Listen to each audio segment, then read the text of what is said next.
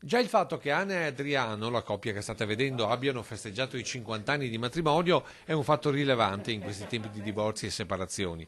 Ma la vera notizia è che per la festa di anniversario abbiano chiesto agli invitati non regali, ma come cita questo cartellino, abbinato alla partecipazione, un'offerta per i territori del Bellunese colpiti dal disastro ambientale di fine ottobre.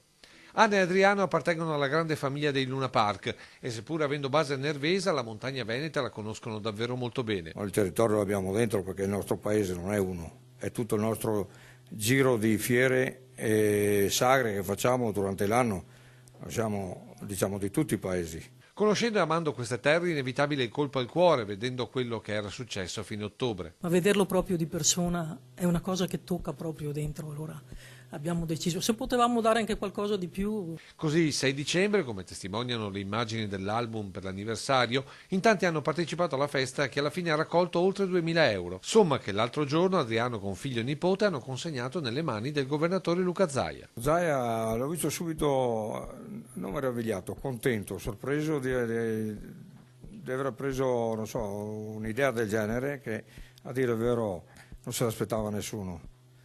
E neanche gli invitati, niente, perché i complimenti li ho ricevuti anche da chi è venuto a far festa con noi altri. Certi hanno fatto il presente lo stesso facendo l'offerta, sinceramente, e devo ringraziarli tutti quanti, insomma. Ringraziamenti dagli sposi e ringraziamenti del governatore per l'ennesimo gesto dei Veneti per il Veneto.